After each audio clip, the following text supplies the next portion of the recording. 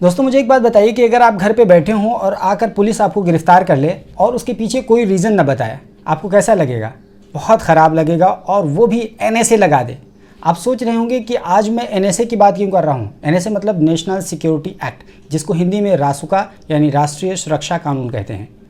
इससे पहले पूरी हम बात करें, आइए आपको बता दें कि मेरा नाम सलीम आज़ाद है और आप देख रहे हैं यूट्यूब चैनल ग्लोबल बाउंड्री। अगर आपने अब तक हमारा चैनल सब्सक्राइब नहीं किया है तो सब्सक्राइब कर लीजिए, बगल में घंटी का आइकन बना होगा उसको दबा दीजिए, और जैसे ही कोई वीडियो अपलोड होगी फ़ौरन इसकी जानकारी आपको मिल जाएगी। अब आइए आपको बताते हैं कि दरअसल आज हम एनएसए के बारे में क्यों बात करने जा रहे हैं। तो आपने सुना होगा कि पिछले 6 अप्रैल को योगी सरकार को बड़ा झटका लगा है इलाहाबाद हाई कोर्ट की तरफ से। इलाहाबाद हाई कोर्ट ने दरअसल एनएसए के 94 मामलों को रद्द कर दिया है। आपको बता दें कि कुल 120 एनएसए के केसेस थे, जिसमें से 94 केसेस को इलाहाबाद हाई कोर्ट ने ये कह करके रद्द कर दिया कि इसका योगी सरकार दुरुपयोग कर रही है। आप सोचिए कि योगी सरकार को ज़बरदस्त फटकार लगाई है इलाहाबाद हाई कोर्ट ने।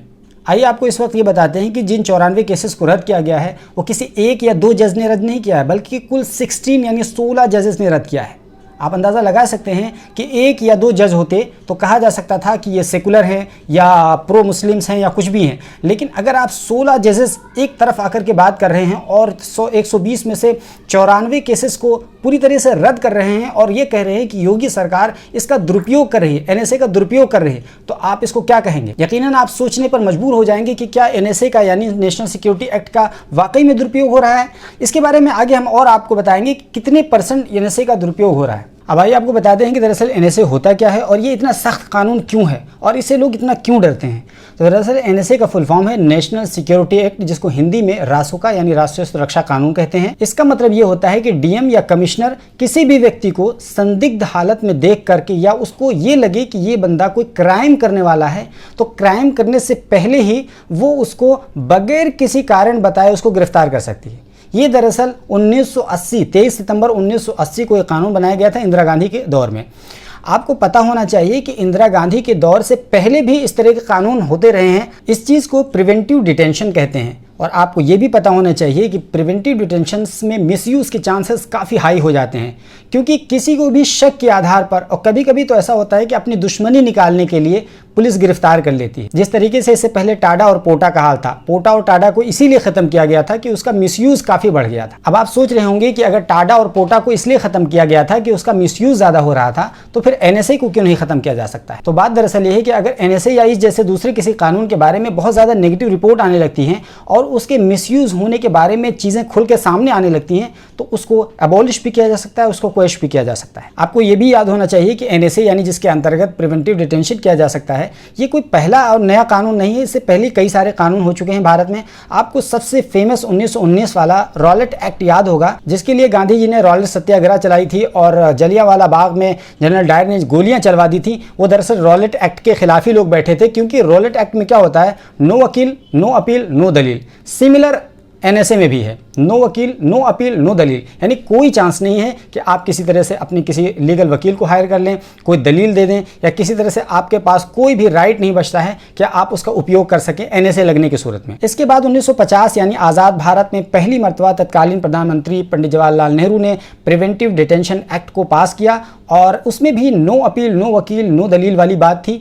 ये इतना ज़्यादा खतरनाक सूरत हाल थी कि लोग इससे परेशान होने लगे थे। फाइनली 19 साल के बाद 1969 में इसको खत्म कर दिया गया। लेकिन 1980 में लाए गए एनएसए यानी नेशनल सिक्योरिटी एक्ट को इसका रेप्लिका कहा जा सकता है। ये बिल्कुल हूबहू वही चीज़ है। अगर आप एनएसए यानी नेशनल सिक्योरिटी एक्ट के दुरुपयोग को समझना चाहेंगे तो आपको इस बात से अंदाज़ा लग जाएगा कि 1993 में एक रिपोर्ट सबमिट हुई थी, जिसमें 72% केसेस पे किसी तरह का कोई एविडेंस नहीं मिल पाया था और आखिरकार लोगों को बरी कर दिया गया था। और अब ताज़ा मामला योगी हुकूमत का है, जिसमें 120 केसेस में से 94 केसेस को हाई कोर्ट यानी इलाहाबाद हाई कोर्ट ने रद्द कर दिया है, और साथ ही साथ योगी आदित्यनाथ की हुकूमत को कड़ी फटकार लगाई है और कहा है कि ये दुरुपयोग हो रहा है, यानी एनएसए का साफ साफ दुरुपयोग हो रहा है। योगी सरकार में एनएसए के दुरुपयोग की एक साफ तस्वीर आप इस तरीके से देख सकते हैं कि प्राइमरीली जिन केसेस पर एनएसए लगाया गया है उनमें ज़्यादातर बल्कि अधिकतर केसेस ऐसे हैं जो काउ स्लैटर के केसेस हैं। यानी आप ये देखिए कि 120 में से 41 केसेस ऐसे थे जो काउ स्लैटर के थे, यानी काउ स्लैटिंग के केसेस में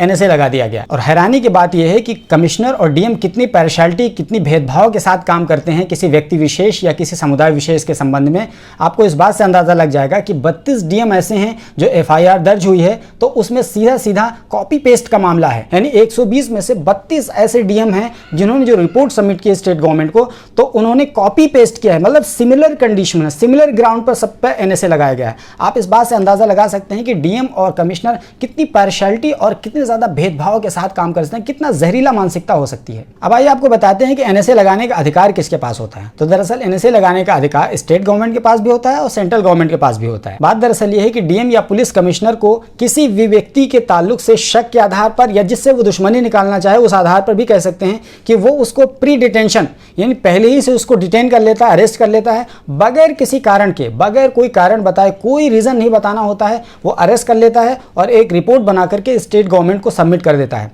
स्टेट गवर्नमेंट अगर उसको एक्सेप्ट कर लेती है तो फिर ठीक है, और अगर स्टेट गवर्नमेंट एक्सेप्ट नहीं करती है तो फिर वो 12 दिनों के अंदर अंदर उसको खुद ही डिसमिस कर दिया जाता है। और पहली मर्तबा किसी को जब अरेस्ट किया जाता है तो 3 महीने के लिए अरेस्ट किया जाता है।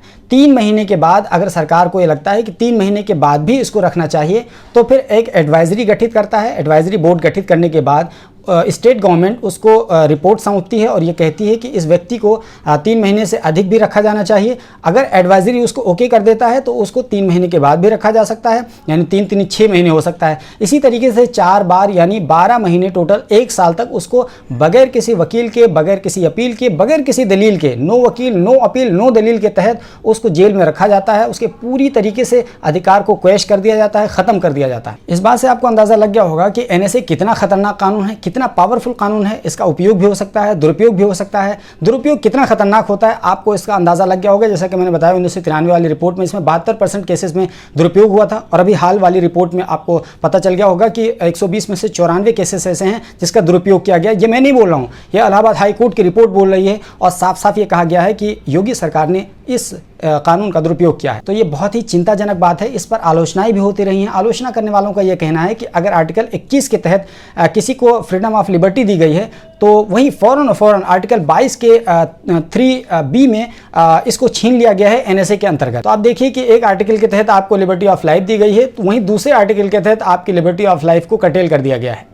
इस वीडियो से लेसन ये है कि हमें और आपको भी सतर्क रहना है, किसी तरह की कोई ऐसी एक्टिविटी नहीं करनी है जिसके आधार पर एनएसए लगाया जाए, वरना 12 महीने तक तो गए काम से।